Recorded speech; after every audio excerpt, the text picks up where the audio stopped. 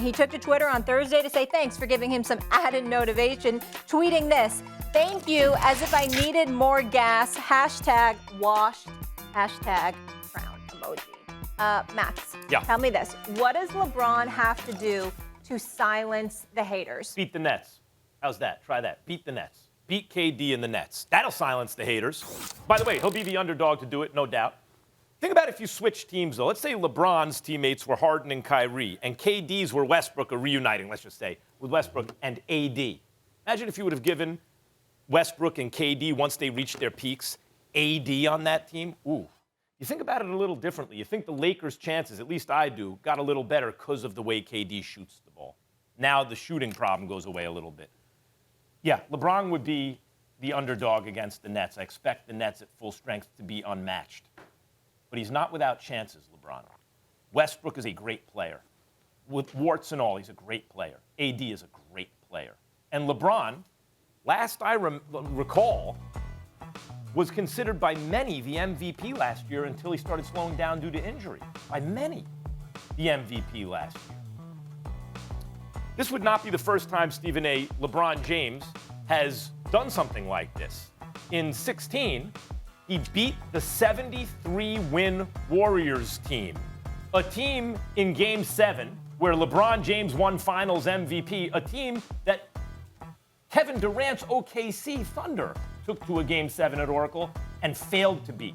He beat the 73-win team on the road that KD couldn't beat. And he beat Steph Curry and everyone, and he was the undisputed king of basketball.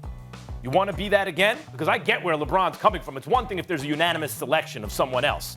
Then LeBron has a little less to complain about. But if votes are going to two different guys and he gets none, I see why he's upset, because he's certainly in the mix with KD and Giannis. Certainly in the mix. In fact, when I brought that up, I remember you and I think it was Perk getting on me for including Giannis in that mix. But I felt after that finals performance, Giannis has to be in the mix with KD and LeBron. So I get where LeBron is coming from. You want to silence the haters? Beat Brooklyn. That'll silence the haters. Let me say this to you, Max Kellerman. First of all, I can respect the fact that LeBron James is insulted. He's on the Mount Rushmore of basketball, make no mistake about it. One of the top two or three greatest players of all time, him, MJ, and Kareem Abdul-Jabbar. I don't think anybody will question that at this point in his career. It's plain and simple. He's on the Mount Rushmore. Having said all of that, I can understand LeBron James being insulted about the Greek Freak, comparisons to the Greek Freak. He has no business being insulted about Kevin Durant. Could y'all, let me be very, very clear. Let me look into the camera and say this stuff.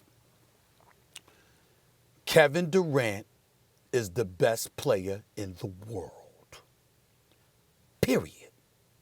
There is no NBA player, including LeBron James, at this point in time, that is a better player than Kevin Durant in the world. Nobody. Now let me say this. If you're LeBron, I can understand why you're going to be upset about the Greek Freak. Because, see, I'm looking at LeBron James' numbers here. 26, 27, 27, 25, 25 over the last 4 or 5 years, okay? And we see what he shoots from the field. And even though he's a different player than the Greek Freak, he's a creator. Even though we saw Greek Freak passing the ball exceptionally well in the finals against Phoenix, he deserves a lot of credit for that. And we saw the monster game he had in the closeout game, particularly hitting 17 to 19 free throws, which we never thought we'd see from him in our lifetime, okay? We get all of that.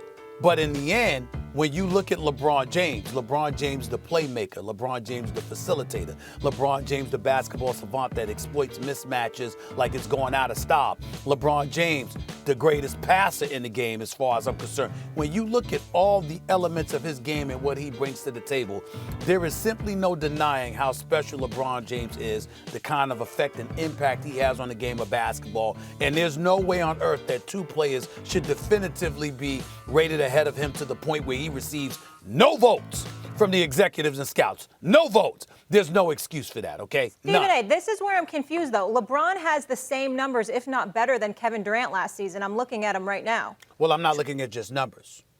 Yeah. I'm not looking at just numbers because you see, if I was looking at just numbers, Molly, I could sit up there and go to the free throw line as well because I keep bringing that up because that matters and people ignore the fact. See, when you can't hit free throws, Molly, and LeBron James over the last 3 years, let me make sure I have this right on point here. LeBron James over the last 3 seasons, 66.5%, 69.3%, 69.8%. He hasn't hit 70% of his free throws the last 3 years and 4 of the last 5 years. Why does that matter? Because what happens is if I have questions about you from the free throw line, number one, I can lay off you and dare you to hit perimeter shots. Number two, when you get to the basket, I can simply foul you and send you to the free throw line as opposed to letting you convert shots at the basket. Number three, and more importantly, because of that, as the game wanes and crunch times arrive, you are an impediment to the team's success in a lot of situations when going up against elite competition if they're shot makers. That's why Max Kellerman and myself have the Brooklyn Nets as favorites. Why do we have them as favorites, Molly?